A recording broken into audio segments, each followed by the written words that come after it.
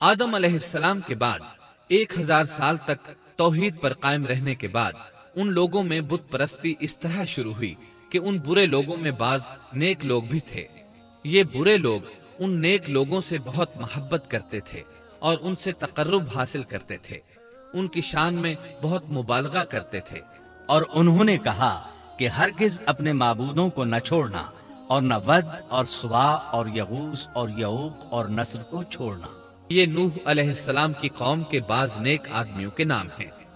जब वो फौत हो गए तो शैतान ने उनकी कौम के दिल में ये बात डाल दी कि जहां वो हजरात बैठा करते थे वहां उनके बुत बनाकर रख दो और उनको वही नाम दो जो उन बुजुर्गों के थे। उन्होंने ऐसा ही किया और पत्थर के बुत बनाकर उनके नाम उन बुजुर्गों वाले रख दिए। उस वक्त तो बुतों की पूजा न हुई, लेकिन जब ये लोग फौत हो गए और इल्म मिट गया तब उनकी पूजा होने लगी, यानी उन नेक बुजुर्गों के बुत बना लिए गए और आहिस्ता आहिस्ता उनकी पूजा शुरू कर दी गई और सब लोगों ने एक अल्लाह की इबादत से इनकार कर दिया। नूह अलैहिस्सलाम अकेले इस दुनिया में मुवाहिद और तौहीद परस्त बाकी रह गए। तब अल्लाह ने नूह अलैहिस्सलाम को मबूस फरमाया। उन्होंने अल्लाह की तरफ दावत दी, उन्होंने बहुत मुशक्कत उठाई। यकीनन हमने नूह को उनकी कौम की तरफ भेजा कि अपनी कौम को डराओ और खबरदार कर दो, इससे पहले कि उनके पास दर्दनाक अजाब आ जाए। नूह ने कहा, ऐ मेरी कौम, मैं तुम्हें साफ साफ डराने वाला हूँ कि तुम अल्लाह की इबादत करो और उससे डरा करो और मेरा कहना मानो, तो वो तुम्हारे गुनाह बख्श देगा और तुम्हें एक वक्त मुकर्ररा तक छोड़ देगा। यकीनन अल्लाह का वादा जब आ जाता है तो मौकूफ नहीं होता। काश तुम्हें समझ होती। नूह अलैहिस्सलाम तबलीग के सिलसिले में सख्त मेहनत करते, दिन रात लोगों के घरों और उनके इज्तिमात में जा जाकर उन्हें दावत देते। आप उन्हें एलानिया और पोशीदा तौर पर दावत देते। इस तरह नूह अलैहिस्सलाम ने 950 साल दिन रात लोगों को अल्लाह की तरफ बुलाया, लेकिन इतने तवील अरसा में सिर्फ 80 के करीब लोग मुसलमान हुए और उन ईमानदारों की अक्सरियत फुकरा, मसाकीन, नातवा और गुलाम किस्म के लोगों पर मुश्तमिल थी, जिनकी मुआशरे में कोई हैसियत नहीं होती। मुश्किल से 10 ईमानदार ऐसे होंगे जो शरफ व जाह के मालिक होंगे। चुनाचे नूह अलैहिस्सलाम के मगरूर सरदारों ने जब इस सूरत हाल को देखा तो इकट्ठे होकर नूह अलैहिस्सलाम के पास आए और कहने लगे, ऐ नूह, हम चाहते हैं तेरी बातें सुने और लोगों को भी तेरी बातें सुनने की तरगीब दें और सब तुझ पर ईमान ले आए, लेकिन इससे पहले हमारी एक शर्त है, ये कि आपके हलके में जो ये जलील और हकीर लोग आ गए हैं, इन्हें धक्के देकर अपने पास से निकाल दे, इसलिए कि हम अपनी कौम के सरदार, चौधरी और मकाम व मर्तबे वाले लोग हैं, इसलिए हम इन फकीर लोगों के पास नहीं बैठ सकते। अगर आप इन्हें निकाल देते हैं तो हम ईमान ले आएंगे। मेरी कौम वालों, मैं तुमसे इस पर कोई माल नहीं मांगता। मेरा सवाब तो सिर्फ अल्लाह ताला के यहाँ है। न मैं ईमानदारों को अपने पास से निकाल सकता हूँ, उन्हें अपने रब से मिलना है, लेकिन मैं देखता हूँ कि तुम लोग जहालत की बात कर रहे हो। मेरी कौम के लोगों, अगर मैं इन मोमिनों को अपने पास से निकाल दूं तो अल्लाह के मुकाबले में मेरी मदद कौन कर सकता है? क्या तुम कुछ भी गौर व फिक्र नहीं करते? इस पर नूह अलैहिस्सलाम की कौम और अकड़ गई और वो कहने लगे, ऐ नूह, बस बहुत हो गया, तूने हमें बहुत डरा धमका दिया। अब अगर तू सच्चा है तो जिस चीज का वादा तू हमसे करता था उसको ले आ। नूह अलैहिस्सलाम ने उनकी बात सुनकर कहा, अजाब लाना तो अल्लाह का काम है, अल्लाह को कोई आजिज नहीं कर सकता, और जब उसका अजाब आ जाएगा तो कोई भाग नहीं सकेगा। इसके बाद नूह अलैहिस्सलाम की कौम का उनसे आमना सामना हुआ तो उन्होंने उनसे कहा, ऐ मेरी कौम, अगर तुम पर ये गिरा गुजरता है कि मैं तुम में रहता हूँ और तुम्हें अल्लाह की बातें सुना रहा हूँ, तुम इससे चिढ़ते हो और मुझे नुकसान पहुँचाने के दरपे रहते हो, तो सुनो, मैं साफ कहता हूँ, मुझे तुम्हारा कोई खौफ नहीं, तुम्हारी कोई परवाह नहीं। तुमसे जो हो सके कर गुजरो, मेरा जो बिगाड़ सकते हो बिगाड़ लो। तुम अपने शरीकों और झूठे माबूदों को भी बुला लो और मिलजुल कर मशवरे करके बात खोलकर पूरी कुव्वत के साथ मुझ पर हमला करो। तुम्हें कसम है, तुम मेरा जो बिगाड़ सकते हो बिगाड़ लो, इसमें कोई कसर उठा न रखो। मुझे बिल्कुल मोहलत न दो। अचानक मुझे घेर लो, मैं बिल्कुल बेखौफ हूँ, इसलिए कि तुम्हारे रास्ते को मैं बातिल जानता हूँ। मैं हक पर हूँ, हक का साथी अल्लाह होता है। मेरा भरोसा उसी अजीम जात पर है, मुझे उसकी कुदरत की बड़ाई मालूम है। नूह अलैहिस्सलाम ने वाज़ेह अल्फाज में अपनी कौम को चैलेंज दिया, लेकिन किसी में ताकत न हुई कि वो नूह अलैहिस्सलाम का मुकाबला कर सके। चुनाचे कहने लगे, इसे छोड़ दो, ये मजनून और बेवकूफ है, नऊज़ु बिल्लाह। बहरहाल मामला इसी तर्ज पर चलता रहा, यहाँ तक के साल हर साल गुजर गए, लेकिन कोई मुसलमान न हुआ। फिर पहाड़ पर रहने वाले लोग रोज बरोज बुराई में तरक्की करते चले गए, और जो लोग शुरू में ईमान लाए थे उनके अलावा और कोई शख्स ईमान न लाया। नूह अलैहिस्सलाम उन्हें मुसलसल दावत देते रहे, मगर बेअसर। यहाँ तक कि अल्लाह ताला ने नूह अलैहिस्सलाम की तरफ वही की कि अब कोई शख्स ईमान नहीं लाएगा। गौर फरमाएं, नूह अलैहिस्सलाम के जज्बे को देखिए। मुसलसल 950 साल तक दावत देते रहे, लोग उन्हें झुठलाते रहे, लेकिन फिर भी उनसे नाउमीद न हुए। अब जबकि अल्लाह की तरफ से वही आ गई कि उनमें से और कोई ईमान नहीं लाएगा और किसी में ताकत नहीं कि उन्हें हिदायत अता फरमाए, तो नूह अलैहिस्सलाम नाउमीद हो गए और उन्होंने अपनी कौम पर बद्दुआ की। नूह ने कहा, ऐ मेरे परवरदिगार, तू रूए जमीन पर किसी काफिर को रहने सहने वाला न छोड़। अगर तू इन्हें छोड़ेगा तो ये यकीनन तेरे और बंदों को भी गुमराह कर देंगे, और इनके यहाँ जो औलाद होगी वो भी बदकार नाशुक्रे होंगे।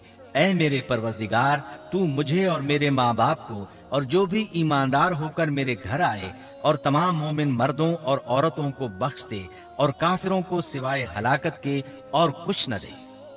अल्लाह ताला फरमाते हैं कि जब नूह अलैहिस्सलाम ने हमें मदद के लिए पुकारा तो फिर हमने उसकी मदद की और उसे एक बड़ी कश्ती बनाने की वही की। लेकिन नूह अलैहिस्सलाम नहीं जानते थे कि वो इतनी बड़ी कश्ती कैसे बनाए, और न ही वो बढ़ई थे कि इस काम से वाकिफ होते। इसलिए अल्लाह ताला ने उनकी तरफ ये वही की कि हमारी आंखों के सामने और हमारी वही के मुताबिक एक कश्ती तैयार करो। अल्लाह ने वही के जरिए उनकी रहनुमाई की कि वो इस तरह करें, और मजीद तालीम के लिए जिब्राईल अलैहिस्सलाम को भेज दिया। वो उन्हें बतलाते गए कि इस तरह कश्ती तैयार करो। नूह अलैहिस्सलाम एक पहाड़ पर रहते थे, उनके इर्द गिर्द दरख्त नहीं थे, न पानी था। चुनाचे उन्होंने बहुत से दरख्त उगाए, फिर उनको काटा और पहाड़ पर बैठकर कश्ती तैयार करते रहे। आप बड़े बड़े तख्ते बनाते और लोहा लाते और उनसे कील तैयार करते, फिर उन कीलों को तख्तों में ठोकते, आपस में उन तख्तों को मिलाते, यहाँ तक कि एक बहुत बड़ी मजबूत और देव हैकल कश्ती तैयार हो गई। एक रिवायत के मुताबिक नूह अलैहिस्सलाम ने उसको 100 साल में तैयार किया। ये थी वो कश्ती जिसे नूह अलैहिस्सलाम ने अल्लाह की हिदायत के मुताबिक तैयार किया था। नूह अलैहिस्सलाम ने दावत का काम छोड़ दिया और कश्ती बनाने लगे। वो लोग जब उन्हें कश्ती बनाते देखते तो उनका मजाक उड़ाते, कहते, नूह पहले तो तू नबी था, अब बढ़ई बन गया। मजीद कहते, ये कैसा मजनून है कि पहाड़ पर कश्ती बना रहा है। इस कश्ती का हुलिया इब्ने अब्बास रज़ियल्लाहु अन्हुमा से एक रिवायत में यूं आया है। वो बयान करते हैं कि नूह अलैहिस्सलाम ने पहाड़ पर एक कश्ती तैयार की और उसे तारकोल से लथपथ किया। उसी वक्त से तारकोल का ज़ुहूर हुआ। इस कश्ती का तूल 300 गज, ऊंचाई 30 गज और अर्ज 50 गज था। एक अंदाजे के मुताबिक इसका तूल 1 किलोमीटर से ज्यादा था और इसकी बुलंदी और गहराई के बारे में कहा गया है कि 30 हाथ थी।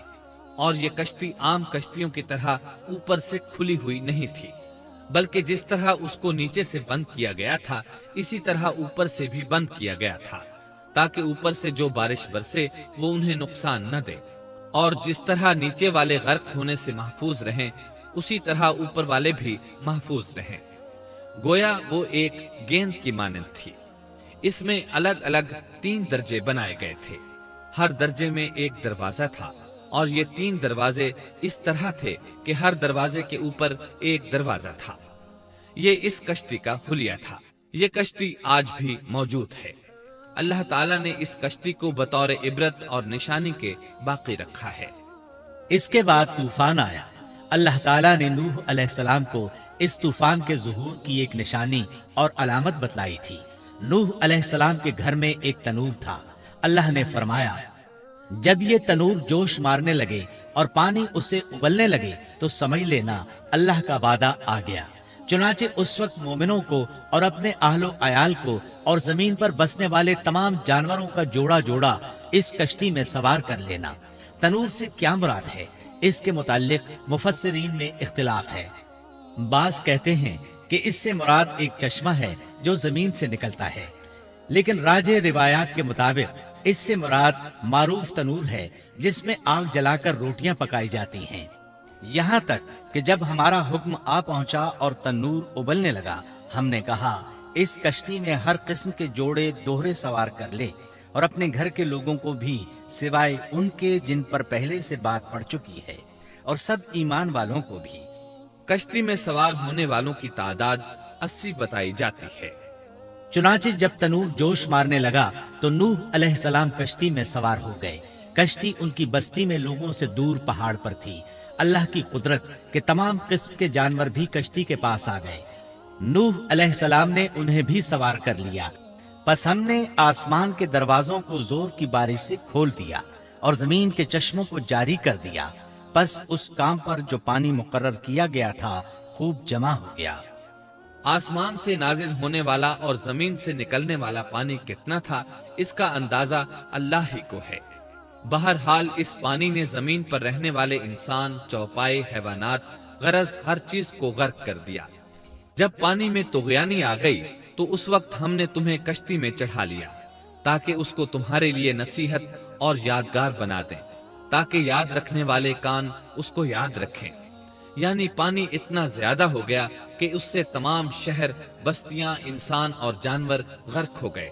यहाँ तक कि पानी बुलंद पहाड़ों से भी ऊंचा हो गया और इतने बुलंद पानी पर यह कश्ती नूह अलैहिस्सलाम और उनके साथियों को अपने दामन में समेटे अल्लाह के हुक्म से और उसकी हिफाजत में पहाड़ की तरह रवां दवां थी। नूह अलैहिस्सलाम कश्ती में सवार हुए और उन्होंने अपने साथियों को हुक्म दिया कि वो ये दुआ पढ़ें, बिस्मिल्लाहि मजरेहा व मुरसाहा इन्ना रब्बी लगफूरुर रहीम। अल्लाह ही के नाम से इस कश्ती का चलना और ठहरना है। यकीनन मेरा पालने वाला बड़ी बख्शिश और रहम वाला है। कश्ती में नूह अलैहिस्सलाम के काफिर बेटे के अलावा तमाम घर वाले सवार थे। आपके काफिर बेटे का नाम कनान था। वो एक तरफ खड़ा था। नूह अलैहिस्सलाम ने उसे पुकारा, मेरे बेटे इस कश्ती में आ जा और काफिरों का साथी न बन। लेकिन उस बदबख्त ने कहा, मैं अभी किसी पहाड़ की चोटी पर पनाह ले लूंगा जो मुझे इस पानी से बचाएगी। बाप और बेटे के दरमियान ये गुफ्तगू जारी थी कि एक तूफानी मौज ने उसे अपनी जद में ले लिया और उसे गर्क कर दिया। नूह अलैहिस्सलाम से अल्लाह ने वादा कर रखा था कि अल्लाह ताला उसके अहल को नजात अता फरमाएगा। चुनाचे जब आपकी आंखों के सामने आपका बेटा गर्क हो गया तो वो पुकार उठे, ए अल्लाह, मेरा बेटा मेरे घर वालों में से था और तूने मुझसे वादा किया था कि मेरे घर वालों को नजात अता फरमाएगा और तू तमाम हाकिमों से बेहतर हाकिम है, लिहाजा नामुमकिन है कि तेरा वादा पूरा ना हो। अल्लाह ताला ने फरमाया, ए नूह, वो तेरे अहल से नहीं था क्योंकि वो काफिर था। इसके साथ अल्लाह ने नूह अलैहिस्सलाम को नसीहत फरमाई कि आप हरगिज वो चीज न मांगे जिसका आपको मुतलकन इल्म ही न हो, और हम आपको नसीहत करते हैं कि जाहिलों में अपना शुमार कराने से बाज रहें। जब नूह अलैहिस्सलाम ये बात जान गए कि उनका सवाल वाकई के मुताबिक नहीं था तो फौरन उससे रुजू कर लिया और अल्लाह ताला से उसकी रहमत और मगफिरत के तालिब हुए। इस मौके पर उन्होंने दुआ की। नूह अलैहिस्सलाम ने कहा, ऐ मेरे परवरदिगार, मैं तेरी ही पनाह चाहता हूँ इस बात से कि तुझसे वो मांगू जिसका मुझे इल्म ही न हो। अगर तू मुझे न बख्शेगा और तू मुझ पर रहम नहीं करेगा तो मैं खराबी वालों में हो जाऊंगा। कश्ती नूह अलैहिस्सलाम और उनके साथियों को लिए पानी की मौजों पर बुलंद हो रही थी और जमीन पर मौजूद हर चीज, इंसान, हैवानात, चौपाए, परिंदे गर्क हो चुके थे। उनमें कोई भी बाकी नहीं बचा था। اگر کوئی زندہ بچا تھا تو کشتی والے۔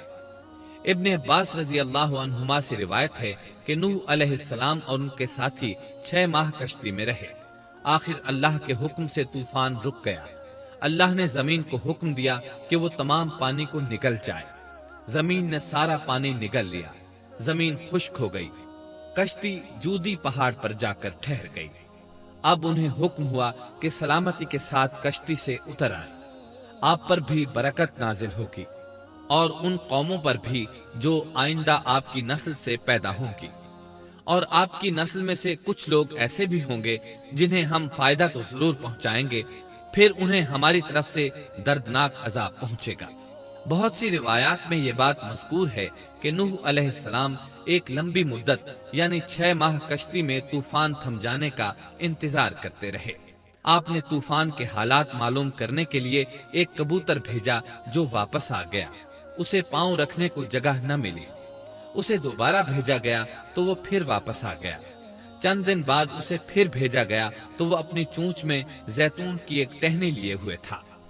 اس سے نوح علیہ السلام نے معلوم کر لیا کہ پانی زمین سے کچھ ہی اونچا رہ گیا ہے اور درخت وغیرہ اگ چکے ہیں۔ کچھ دن بعد اسے پھر بھیجا گیا۔ اس مرتبہ وہ واپس لوٹا تو اس کے پاؤں خاک آلود تھے۔ نوح علیہ السلام نے سمجھ لیا کہ طوفان رک گیا اور زمین خشک ہو چکی ہے۔ اس طرح نوح علیہ السلام زمین پر اتر آئے۔ اس وقت اولاد آدم میں سے کوئی انسان سوائے ان لوگوں کے زندہ نہیں بچا تھا۔ جزیرہ عرب، فلسطین اور ان کے ارد گرد کا علاقہ غرق ہونے سے محفوظ رہا۔ ان کے علاوہ تمام زمین غرق ہوئی تھی۔ سب کے سب طوفان کی نذر ہو گئے۔ نوح علیہ السلام کے 3 بیٹے تھے، سام، حام اور یافس۔ سام کی نسل زیادہ تر سفید رنگت کی تھی اور بہت کم لوگ ان میں سیاہ فام تھے، البتہ کچھ ان میں گندمی تھے۔ حام کی اولاد کی اکثریت سیاہ فام تھی، ان میں بہت کم لوگ سفید رنگ کے تھے، اور یافس کی اولاد سرخی مائل رنگ کی تھی۔ عرب اور بنو اسرائیل سام کی اولاد ہیں، تمام حبش حام کی اولاد ہیں، ترک اور مشرقی ایشیا کے لوگ یافس کی اولاد ہیں۔ طوفان کے بعد نوح علیہ السلام اللہ کے بندوں میں 350 سال تک زندہ رہے، اور وہ اللہ کے قول عبدن شکورن کے مصداق تھے۔ پھر نوح علیہ السلام فوت ہو گئے، آپ مکہ میں دفن ہوئے۔ ایک دوسری روایت کے مطابق آپ لبنان میں دفن ہوئے۔